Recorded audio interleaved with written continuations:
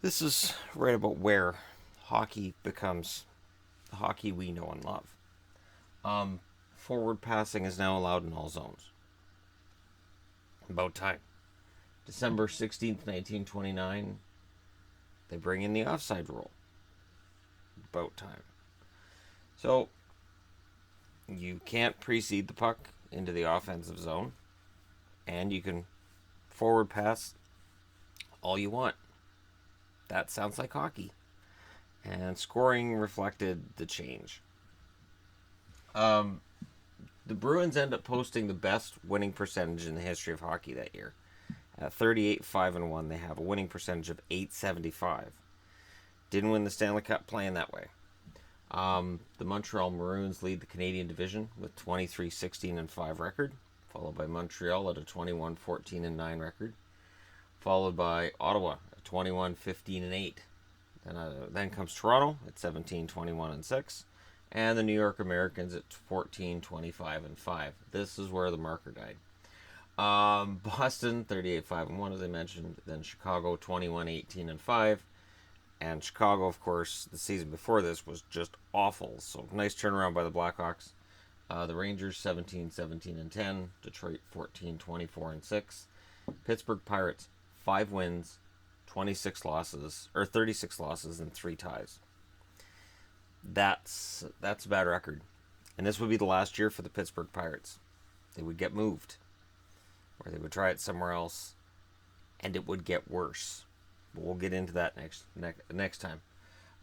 Leader in goals, Cooney Wheeland with 43. Last year's leader was 22. Assists, Frank Boucher with 36. So assists double, goals double, and assists start looking, I don't know, sort of like the way they should. Remember, there's 44 games in a season at this point, so 36 assists to lead the league is kind of around the pace where we'd see it now. Goalies, Shabbat leads the way with 6 shutouts, and Hainsworth gets 4. So Hainsworth drops from 22 shutouts last year to 4 when they brought in forward passing. That's impressive. The Hart Trophy goes to Nell Stewart of the New York Rangers. Vezina goes to Tiny Thompson of Boston Bruins. Remember, the Vezina goes to the guy who has the lowest goals against average, which was only one guy back then. Backups won't be in the league for a while. Lady Byng goes to Frank Boucher of the New York Rangers.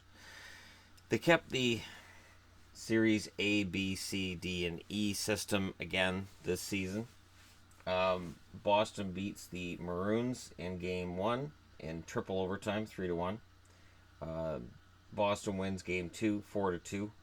The Maroons then win Game 3, 1-0 in double overtime before Boston wins Game 4, 5-1 to win the series, 3-1. So this is a series between the first place team in the American and first place team in the Canadian division, Boston and the Maroons, to decide who will make it to the Stanley Cup Final. Get a bye to the Stanley Cup Final. Series B and C, which are still total goal series. Montreal wins 1-0, and then Montreal and Chicago have a 2-2 tie that goes into triple overtime and stays tied. Montreal wins the total goal series 3-2.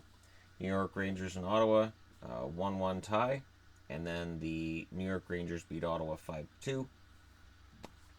Rangers win the series 6-3. Series D, so this is the semifinals. The New York Rangers lose to the Montreal Canadiens in 4 overtimes, 2-1. Montreal then beats the New York Rangers 2-0. So Montreal wins that best of 3 series 2-0. And then the best of 3 Stanley Cup Final, still best of 3. I that's the part I don't understand. Best of 5 for this round between these two, and best of 3 to decide the Stanley Cup, as if it's less important. Montreal beats Boston 3-0 in Game 1 and beats Boston 4-3 in Game 2 to sweep the Stanley Cup Final Series. So Montreal doesn't suffer a defeat in the entire playoffs because they're Montreal. So this is your second Stanley Cup for Montreal. It's going to become a Montreal series. It's going to happen. And 1930 was Montreal's year. And the weird thing is, they weren't the best team in the regular season. They finished second behind the Maroons. They were third in the league behind Boston. But when the games mattered, Montreal steps up. And that is a Montreal trademark that goes right through the late 70s, that they will be the ones to step up in the playoffs, even if they don't look all that impressive during the regular season. Yeah, the New York Americans, Montreal Maroons, Pittsburgh Pirates, and Ottawa Senators will not survive much longer.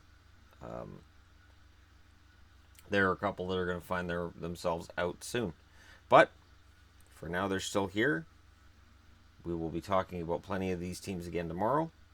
Let me know your thoughts on that. And anyways, I still really enjoy putting these videos together.